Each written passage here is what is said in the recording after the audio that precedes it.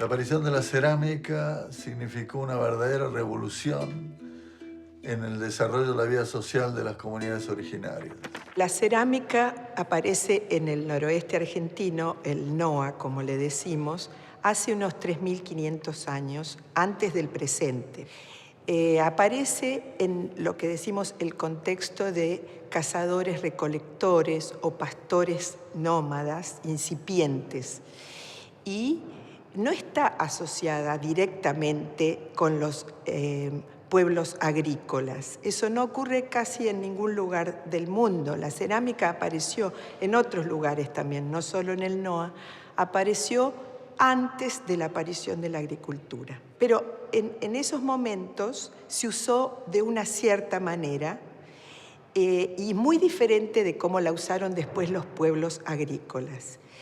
De hecho, cuando se propagó como tecnología, así como una tecnología exitosa, digamos, bien difundida por todos los lugares, fue efectivamente con los pueblos sedentarios agrícolas y en el noroeste con las primeras estancias, está asociado con las primeras, los aldeanos le llamamos, los aldeanos tempranos del NOA. Ahí, con los agricultores, cumplió la cerámica unas funciones que antes no cumplía, que era efectivamente hacer más, le llaman apetecibles a los alimentos, alimentos que antes no se podían comer. Y precisamente las cerámicas, las grandes ollas de cerámicas, permitieron el modo de cocción del guisado, del puchero, del hervido por largo tiempo. Entonces, eso se compaginó muy bien, se combinó muy bien con el modo de vida agrícola. En ese sentido, esa es la relación, digamos, que se establece. No solo se relaciona la cerámica, la adopción de la cerámica con nuevas necesidades en el procesamiento de alimentos por los cambios económicos, sino también con la misma posibilidad de acumular bienes que viene acompañando al sedentarismo. Podemos decir, por primera vez, el sedentarismo abre enormemente las posibilidades de acumulación de cosas en la historia humana. Y de hecho, una expansión fantástica en la cantidad de bienes que bueno, nos lleva hasta donde estamos ahora, que estamos completamente sepultados en objetos, digamos. Este proceso de acumulación, más allá de la acumulación de la riqueza, de acumulación de los objetos en la vida de la gente, es algo que empieza claramente hace alrededor de 3.000, 4.000 años con estos cambios que vengo contando. Cada vez que pensamos en introducir una tecnología, no solo tenemos que pensar en qué funciones sirve a los seres humanos, sino qué nuevos problemas le genera a los seres humanos hacerse cargo de tener nuevos objetos, algo creo que signa la mayor parte de nuestro tiempo. Hola, José. ¿Cómo andás, José? ¿Qué decís? ¿Cómo va tu viaje? ¿Ya estás saliendo? Bueno, no te llamaba para ver si podíamos comparar ese fragmento negro pulido mío con tu plato negro pulido de la puna. Yo ya te hice el corte delgado, lo dejé en el laboratorio y lo que quería es ver si podíamos comparar los de las pastas de los dos. ¿Sí? ¿Y podrás esta tarde? Bueno, dale. Hacemos la comparación entonces usando el microscopio allá. Y ya te digo, mi corte delgado ya está en el laboratorio, así que lo tenés ahí. Bueno, buenísimo. Entonces, yo voy a estar un ratito antes porque tengo que pasar por el depósito para ver unas piezas. Dale, buenísimo. Un beso, José. Chau, chau.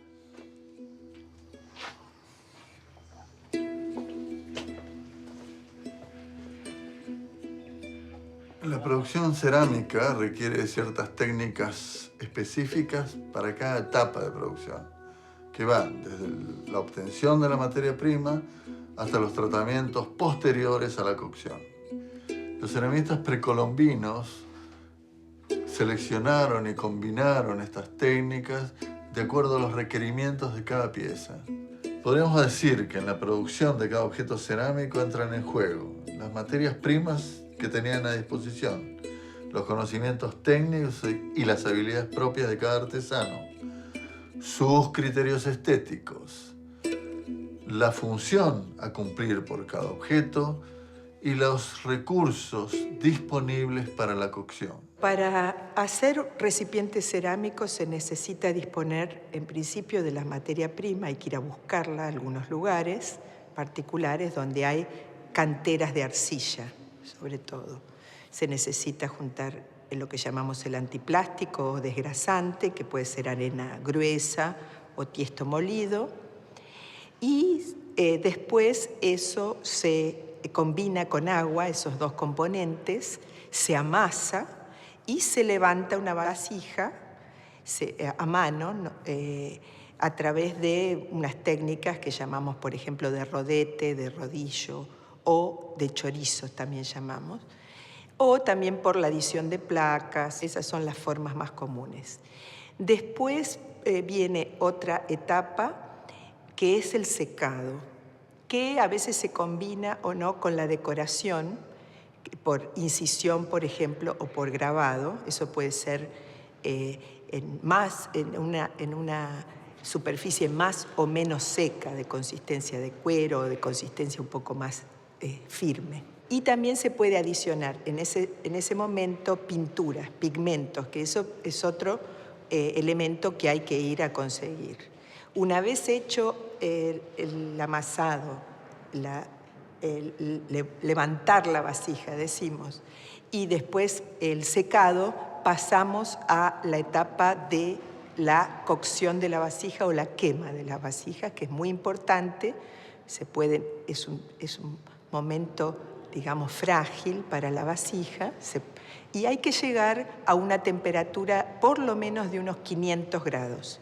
Y normalmente se hacen en fogones abiertos, al aire libre, en un espacio abierto y cubierto con leña, que es otro de los elementos que hay que conseguir para terminar con el proceso técnico de confección de cerámica. No hay ninguna duda que la aparición de las vasijas cerámicas implicaron realmente un cambio en las prácticas y hábitos alimenticios. En principio reemplazaron los contenedores hechos en cuero o con cestas impermeabilizadas donde la cocción se realizaba echando piedras calientes. Implicaron también un mejor tratamiento de los alimentos y, además, una innovación en el sentido de la combinación de ingredientes distintos. La aparición de los guisados, por ejemplo. También la alfarería cumplió funciones fuera del ámbito doméstico, por ejemplo, en el ámbito de los funerarios. Satisface una serie de necesidades, de utilidades que son de tipo económico, como permitir almacenar cosas sin que se pudren, líquidos sin que se derramen, el agua permite cocinar porque puede ser expuesta al fuego y transmite el calor. Pero también hay una cantidad de contextos que nos alertan de que igualmente servían para cosas que serían más inútiles en nuestra opinión. Por ejemplo, se acompañan comúnmente, gran parte de los materiales cerámicos que tenemos son extraídos de tumba, o sea que acompañan comúnmente a los muertos. Es decir, que se consideraba, acá tenemos un elemento donde la cerámica nos alerta de que se entendía que las personas tras la muerte continuaban teniendo algún tipo de vida que requería el consumo de alimentos justamente y el continuado uso de la cerámica en otras situaciones. Más complejo aparece aún la cosa cuando encontramos que algunos cuerpos son enterrados dentro de vasijas, lo cual nos alerta de que tal vez la vasija hay alguna analogía, simplemente lo largo como una idea, pero tal vez hay alguna analogía entre el contenedor cerámico y el útero, la matriz, donde las personas inician su existencia, donde pueden volver después de la muerte.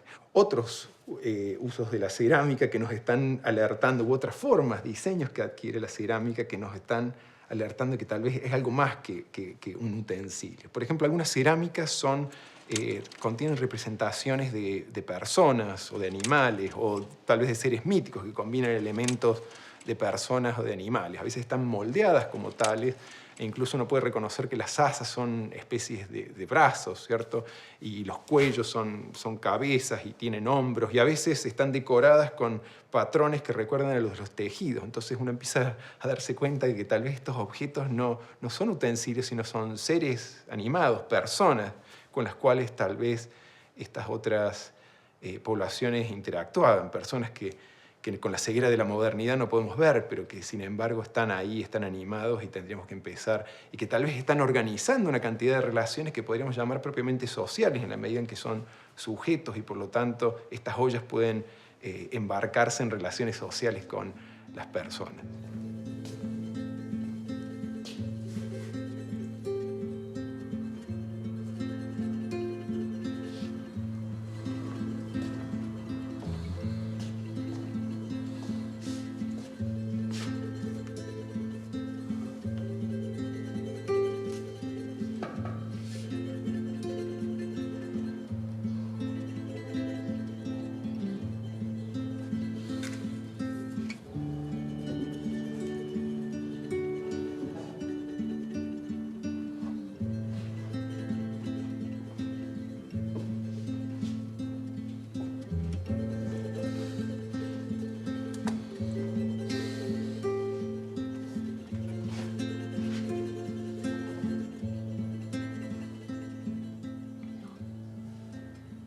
La cerámica también ha comunicado bastantes cosas, no solo a los arqueólogos, sino seguramente entre los mismos pobladores del noroeste argentino. ¿Por qué? Porque muchas de ellas eran muy particulares y de alguna manera adquieren su particularidad mucho con la decoración que tienen. Y los arqueólogos nos servimos de esa decoración para diferenciar lo que llamamos estilos, estilos de hacer cerámica de cierta manera, de decorar de cierta manera. Nos permiten muchas cosas los estilos a los arqueólogos, nos resultan muy útiles. ¿Por qué? Porque los estilos nos indican una cosa importante que es la cronología. ¿A qué momento corresponde esta clase de cerámica? Normalmente nosotros caminamos por un sitio arqueológico, por las ruinas, y levantamos una cerámica que tiene decoración, y el arqueólogo puede decir, esto es de tal siglo. Todo por un cachito de cerámica con una decoración en particular. Hay muchos estilos en el noroeste, uno que para mí particularmente, porque aparecen en los sitios donde yo trabajo, es un estilo vaquerías. El estilo vaquerías es muy característico. Son recipientes pequeños, cuencos, o sea, escudillas, así como unos platos hondos, y unos vasos o jarros que tienen pinturas en negro y rojo sobre blanco normalmente.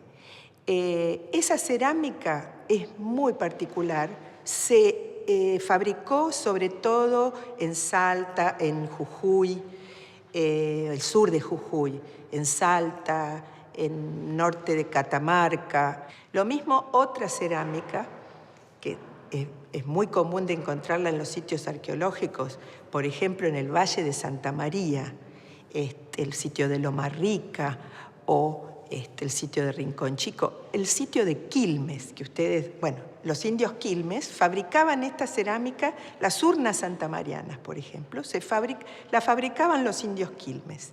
Y tiene una decoración muy particular y tiene una forma muy particular. Está dividida en tres partes, un cuello alto de 30 centímetros, un cuerpo de unos también 20, 30 centímetros y una base, y con dos asas, y se pintaba en tres colores, negro, rojo y blanco también, y servía para enterrar a los niños en cementerios de niños, en cementerios mezclados adultos y niños. La circulación de uno o más estilos alfareros entre distintos asentamientos ha sido un indicador arqueológico importante para establecer la existencia de redes de interacción, incluso algunas basadas en la complementariedad económica. Estas redes estaban apoyadas probablemente en relaciones de parentesco y en sistemas organizados de distribución e intercambio de objetos o bienes manufacturados o recursos a través de cargadores pedestres o caravanas de llamas. ¿Cómo sabemos los arqueólogos que existe tráfico o que cambió el tráfico en diferentes épocas? Uno de los indicadores son los elementos alóctonos, no locales, que encontramos en sitios arqueológicos, tanto sea en las basuras domésticas, por ejemplo, en las casas, o como ofrendas funerarias. Así, durante la época arcaica, es decir, la época de los cazadores, hace más de 3.000–4.000 años atrás, algunos de los bienes que más sabemos que circulaban eran las conchas marinas o terrestres, los pigmentos, algunas rocas, muchas rocas que eran importantes para la talla y que son elementos que encontramos en el registro arqueológico. A partir de la aparición de la cerámica se convierte en un indicador privilegiado para rastrear la circulación de bienes y las principales rutas o vectores de tráfico a larga distancia. Por una parte, porque muchas veces las cerámicas reflejan en sus diseños, en la forma que se da a las vasijas o en la forma en que se las ornamenta, se las pinta, se las decora, aspectos estilísticos que son distintivos de distintas poblaciones. Entonces, muchas veces uno encuentra una olla del estilo de un lugar y puede rastrear su procedencia en forma bastante sencilla. Sin embargo, muchas veces sabemos que las cerámicas, como tantos otros objetos, se copian o pueden falsificarse. Bueno, no falsificarse, se copian, simplemente se replican por una razón o por otra. Y a veces ha pasado con la cerámica, hacemos identificaciones incorrectas. Y por eso la cerámica también tiene otras claves que podemos utilizar los arqueólogos para rastrear de dónde viene y si realmente fueron desplazadas o copiadas localmente. Específicamente las arcillas y muchas veces los antiplásticos que se utilizan en la fabricación o los pigmentos tienen señales o rastros químicos distintivos que pueden ser identificados por los arqueólogos a través de una cantidad de técnicas que se utilizan actualmente. Entonces podemos saber de dónde vienen los materiales, algo que también podemos hacer con la obsidiana y con otras materias primas líticas o las turquesas u otras, hasta los metales, por ejemplo. Entonces esta es otra de las técnicas que tenemos. También podemos mirar a las rutas mismas, las prácticas mismas de traslado de bienes. Así es que estudios que se han realizado en por ejemplo, las altas cordilleras, que eran pasos obligados entre el altiplano y los valles del desierto del norte de Chile actualmente, o entre la Puna y los valles orientales del noreste argentino, como la Quebrada de Humahuaca o los valles calchaquíes, por ejemplo. El estudio, decía, de las rutas que atraviesan estos lugares altos nos ha permitido identificar cantidad de campamentos de caravanas antiguos, donde muchas veces están desechados los productos que se traficaban, ¿no? Entonces también podemos reconstruir las cuencas de tráfico o las áreas de distribución de bienes a través de ver la actividad de estos campamentos caravaneros, o podemos identificar cómo el tráfico, las rutas utilizadas cambiaron en distintas épocas porque se activan y desactivan los campamentos de caravanas sobre las propias rutas. Hace aproximadamente unos 500 años, gran parte del noroeste argentino fue incorporado al Tahuantinsuyo, o Imperio Incaico. Esto generó cambios importantes en la estructura social de las comunidades locales. En el caso de la alfarería, hay objetos característicos de la alfarería cusqueña, es decir, del Imperio Incaico, que aparecen en la zona del noroeste argentino. Particularmente las botellas con base acuminada, las llamadas aríbalos, los platos con asa en cabeza de ave, los llamados platos pato, las ollas con pie expandido, las llamadas compoteras. Son todas formas características del Imperio Incaico que a su vez generaron réplicas locales. Acá está José, lo de Corazuli. ¿Cómo? Los veo bastante semejantes, pero decime vos si realmente... Sí, yo lo veo muy parecido a lo de los sitios nuestros. Son recipientes que tienen una forma muy parecida, son pucos, y el acabado de superficie, los dos tienen un alisado por afuera y la superficie interna está negra y pulida. Perfecto. Lo que habría que ver ahora es si a nivel de composición también son parecidos. Me voy a buscar los cortes. Dale.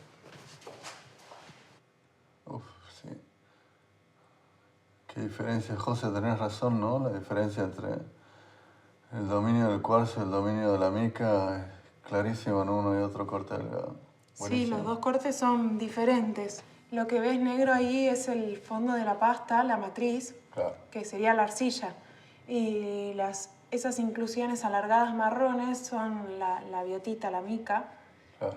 Y bueno, el corte de tus fragmentos tiene mucho más mica que los míos. Los míos tienen una predominancia del cuarzo. El cuarzo, claro. Así que serían dos piezas muy parecidas, pero que tienen una composición a nivel de las pastas distinto. Bien, estamos hablando de gente que está manejando fuentes de materias primas distintas. Claro, Arcilla, concretamente. Claro, serían fuentes de materias primas distintas, sí. Bueno, está listo como para un informecito, como un apéndice de un trabajo con lo que tenemos de datos. Está muy bueno, muy bueno. Bien, ahí estamos. Con la llegada de los incas al noroeste argentino hubo grandes cambios y se notan en la cerámica. Por un lado, se importaron algunas vasijas que son muy características del estilo incaico. Tienen unas decoraciones muy particulares, entre ellas, por ejemplo, unas decoraciones como si fueran helechos, eso es muy característico. Después hay unas cerámicas que llamamos platos pato, que son unos platitos playos así con adicionados unas cabezas de patos. Son muy característicos, los encontramos y decimos, esto es época incaica. Y, por otro lado, las poblaciones locales, especialmente las élites locales, empezaron a imitar el estilo cusqueño como para legitimarse a ellos mismos, y entonces empezaron a hacer con materias primas locales como imitaciones de ese estilo cusqueño importado. Y entonces hay en el noroeste argentino formas, imitaciones un poco o copias de ese estilo del Cusco tradicional. Con la llegada de los españoles se inicia un largo proceso de conquista y colonización que llevó a situaciones de profunda reestructuración de las instituciones políticas indígenas y también de etnocidio y genocidio de esas comunidades. En referencia a la alfarería, los españoles introdujeron al noroeste el torno, la cerámica vidriada y la loza, que fue reemplazando la vajilla tradicional, creándose nuevos circuitos de producción y uso de cerámica. Con la llegada de los españoles también ocurrieron cambios en el noroeste, en los estilos de cerámica, en las formas de usar la cerámica, sobre todo creo que en las formas de usar la cerámica. ¿Por qué? Porque, por ejemplo, los europeos traían el torno para hacer cerámica, pero en realidad las poblaciones actuales y en ese momento no es que dejaron sus anteriores tradiciones y se adoptaron el torno para hacer cerámica, no hicieron eso, pero hubo cambios en las formas de usar la cerámica. Una de las cosas que efectivamente ocurrió es que con la evangelización trastocaron todas las creencias tradicionales y todo ese mundo de conocimientos y de sabiduría que se expresaba en las decoraciones, en los que seguramente eran sus mitos, sus creencias estaban ahí plasmadas.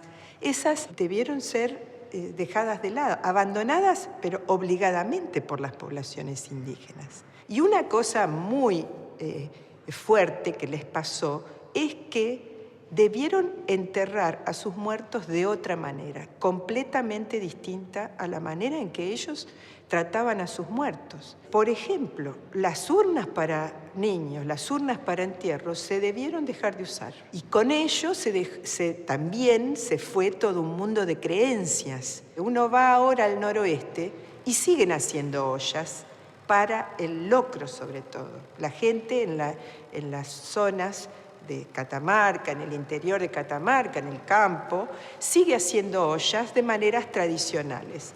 Y normalmente yo no veo que usen torno, muy poco.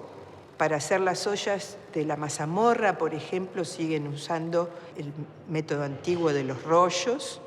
Y ellos dicen que sale mucho mejor las comidas de esa manera, en las ollas de cerámica.